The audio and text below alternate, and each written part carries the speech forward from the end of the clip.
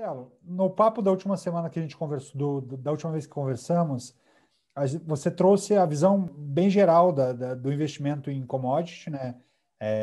Mercadoria futuro, mercado futuro. Dá para fazer investimento no mercado futuro com análise técnica, análise gráfica? Existe uma forma de trabalhar isso? Tem como cruzar essas duas coisas? Você, como um especialista. Normal. Desculpa, te cortei. Normal. Vai lá, abre o gráfico, coloca lá ICF Zulu 21, por exemplo, dá uma fibada, candle, absolutamente normal, não muda nada.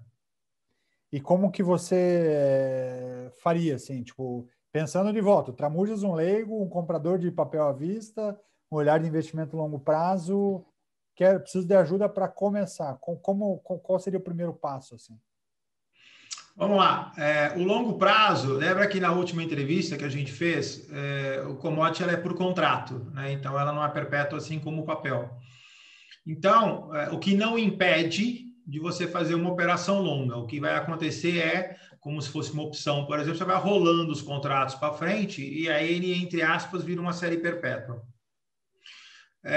Coisas que você tem que tomar, eu acho que assim, o cuidado, eu acho que a maior coisa que você tem que tomar cuidado é liquidez, né?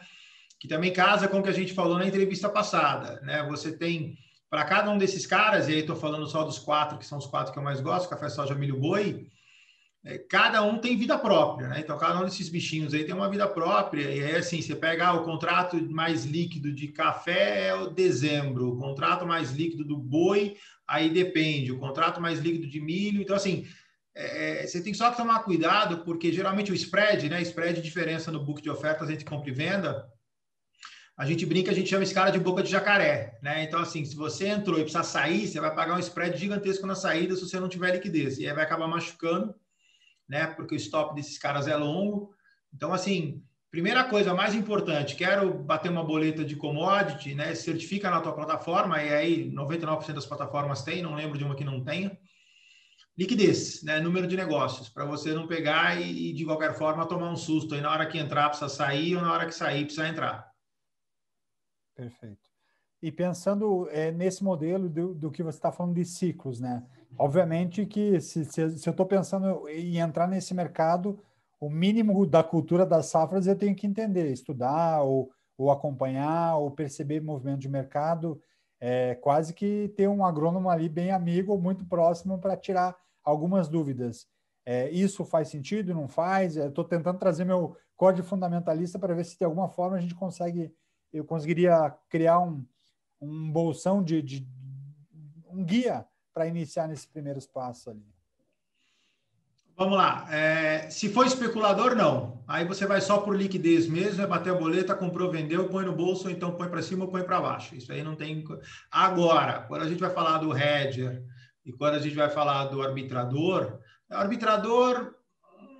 menos, né? Porque na verdade ele também está olhando liquidez, ele está olhando volume. Então ele quer comprar aqui e lá fora. A diferença, talvez, no caso do arbitrador, é que a padronização dos contratos Brasil e a padronização dos contratos Estados Unidos é diferente.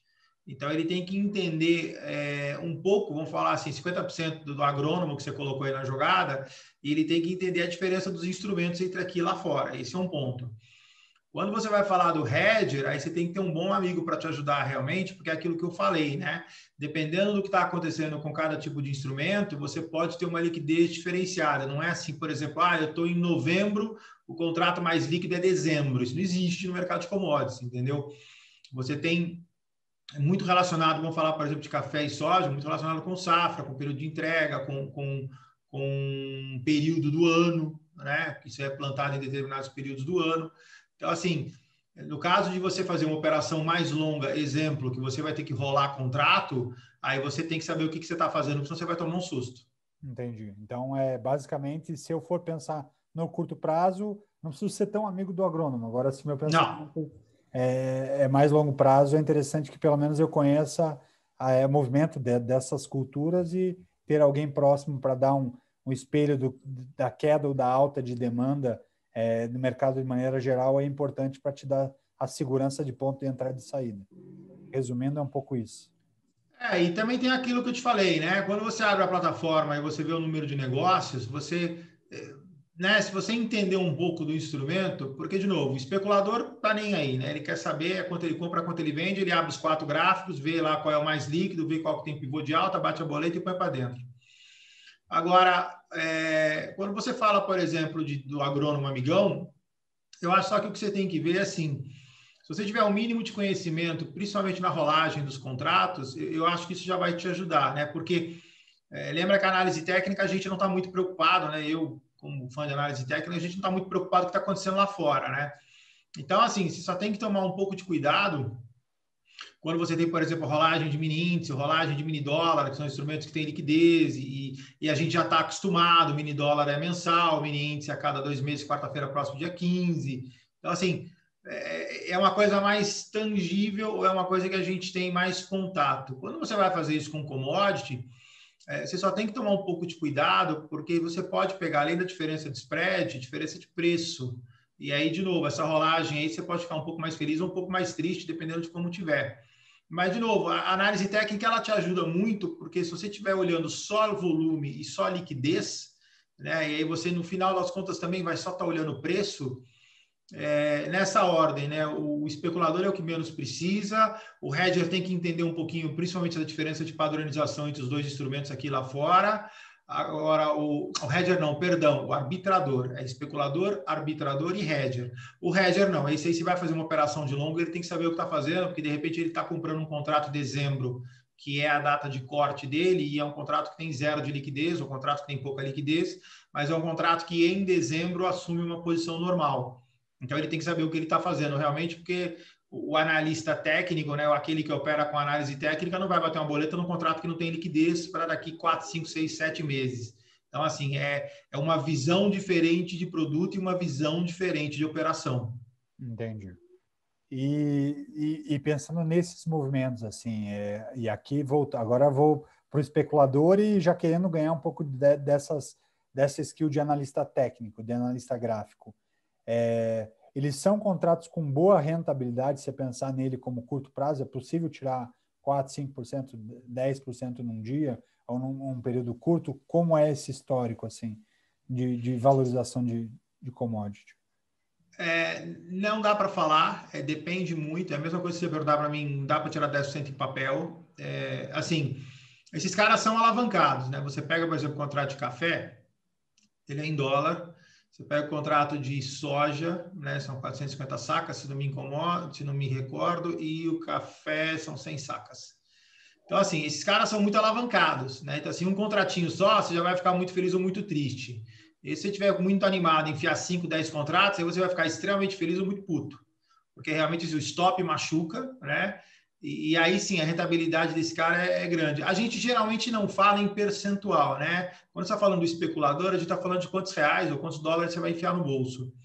Mas o tamanho do movimento pelo tamanho do contrato, com certeza você chega em valores assim, fala assim, ganhei muito ou perdi muito, tá? Independente do X percentual, que no final das contas também está conectado, né? Ou seja, quanto mais percentual você ganhou, no final das contas mais dinheiro você ganhou. Mas geralmente a nossa visão é uma visão muito mais financeira do que percentual. Agora, respondendo a sua pergunta, sim, os contratinhos são alavancados, o stop dói, né? E aí o stop dói e dói para aquela questão do spread que eu te falei, né? Porque você já tem aí um stop, né? Um intervalo por causa do próprio spread do instrumento. E aí, se você tomar um stop já em cima de um spread, então assim, você já está perdendo um pedaço do processo, mais o stop que você vai tomar, entendeu? 2 pênaltis na cabeça, assim, de cara. Você, quero sair antes do stop. Cara, tem um spread ainda que ainda vai te machucar um pouquinho. Entendi. E tem uma terceira visão, assim, que eu via muito e acompanhava meio à distância, quem investia muito nesse mercado futuro e sempre me fala, pô, Tramujas, é muito bom operar nesse mercado e tal, porque você consegue operar alavancado. Eu tenho, sei lá, 50 mil e eu consigo trabalhar com 10 vezes esse volume baseado, né, no potencial porque você trabalha com a tua grana como um calção desse movimento, né, desse investimento. Como que isso funciona? Normal, igual a mini índice e mini dólar, né? Você tem um X que você deixa, esse calção pode ser grana, esse calção, assim, as corretoras, né? Ela pega pelo patrimônio. Na verdade, não são todos os instrumentos que servem de calção. Mas você pode, por exemplo, ter os mais tradicionais, tesouro direto, papel, grana, isso daí você coloca como calção. E aí, assim, a alavancagem é uma característica de mercado futuro. Vale para índice cheio, dólar cheio, mini-mini. Então, assim, você precisa de menos grana do que o valor do contrato compõe para você operar. Então, a questão da alavancagem, ela também está presente em commodities e ela, assim, ela tem o mesmo sabor da vitória e tem o mesmo sabor da derrota, entendeu? Assim, você vai lá, você tem grana para operar, ou seja, você não teria dinheiro para pegar o valor cheio do contrato, mas o que a corretora exige de garantia, você vai lá e bate 10. Então, assim, de novo, você vai ficar muito feliz, você vai ficar muito triste, mas a alavancagem é normal, processo padrão de BMF. Entendi, perfeito. E para finalizar esse papo, você teria um exemplo assim real assim do que você viu de quem começou patinando nesse mercado e hoje não sai desse mercado, até porque você já fez inserção de muita gente no mercado financeiro e alguém que no início fala, não, esse mercado futuro está louco, eu não vou entrar, não quero saber, e hoje não quer saber de outro tipo de investimento que não seja esse. Na verdade, funciona assim, Chico. Quando você fala, por exemplo, de Bovespa, aí está falando de papel, ele nem sempre é a porta de entrada, né? Porque hoje, pelo menos assim, o que eu tenho de cliente, de aluno que faz processo de coaching e tal, a porta de entrada é mini índice e mini dólar, né? Geralmente mini índice, até porque o mini dólar ainda machuca um pouco mais. Só Então, para reforçar quem ainda não conhece o mini índice, né? o mini índice ele é uma cópia do índice, uma cópia, né? Vamos colocar entre aspas aí. Ele é um instrumento, contrato futuro, que reflete o índice Bovespa, né? E aí você tem dois, você tem o índice cheio e você tem o mini índice, que é 20% do cheio. Então, entre aspas, como se você estivesse operando Bovespa, só que no mercado futuro. Legal. E aí, voltando para a tua pergunta, desculpa, te cortei de novo, é a questão que a gente estava falando de porta de entrada. Isso. A porta de entrada hoje, quando a pessoa quer fazer posição, ela vai para papel, né? Então, compra lá, coloca 50, 100 pau, meio milhão, e vai bater boleta e vai comprar papel. Agora, quem está entrando no mercado e quer se aventurar no day trading, ela acaba forçosamente entrando no mercado futuro e vai bater boleta de mini índice e mini dólar, entendeu? Entendi. Seria quase que uma leitura natural de evolução no processo. E é isso aí. Que está movimentando mais um pouco no mercado. Por quê? Por causa da alavancagem. Você precisa de menos grana. Entendi. Ele percebe que com o pouco que ele tem lá, talvez a paciência exigida para que ele cresça, o patrimônio não acompanha e ele vai para essa segunda escala para tentar buscar esse processo mais rápido. E aí ele vai na internet, assiste vídeo daqueles malucos que falam opere com R$100 e aí você já sabe que foi o final da história, né? Então é ali que ele está te jogando. Quando o cara te fala opere com R$100, é ali que ele está te jogando. É isso que é exatamente isso que você... Não, tinha que mandar. Isso eu já falei num dos vídeos que a gente fez. Eu tinha que mandar aprender, cara. Tinha que mandar aprender todo mundo. Mas enfim. Obrigado, Marcelo. A gente vai conversar nos próximos dias aí. Eu acho que a gente tem bastante assunto para discorrer. Eu acho que é importante trazer essa informação para quem está começando, está olhando a bolsa e percebe que existem alguns passos e quer ter um norte, né? Quer ter um desafio. O que você diria, Marcelo, então, para a gente fechar esse bate-papo? Quais são as primeiras etapas para quem quer, de fato, fazer esse próximo passo para o mercado futuro? O que ele deveria ler? O que ele deveria buscar como fonte de informação? Até porque tem muita porcaria também na internet. O que você tem como dica aí? www.utrade.pro.br, faz coaching, opção número 1. E aí vai falar que está caro, porque todo mundo reclama que está caro. A opção número 2, vai para a bolsa com CPF, RG, comprovante de residência, toma uma naba, perde mais do que o valor do coaching, depois me liga e pede desconto. Ou seja, fazer o que ninguém faz, estudar. Né? O que todo mundo faz? CPF, RG, comprovante de residência, abre uma conta na corretora, mete lá 10 pau, 20 pau, 50 pau, derrete tudo e não sabe o que aconteceu. É isso aí. É isso aí. Obrigado, Marcelo. Até a próxima. Tá bom? Um abraço. Um abraço, lindo. Tchau.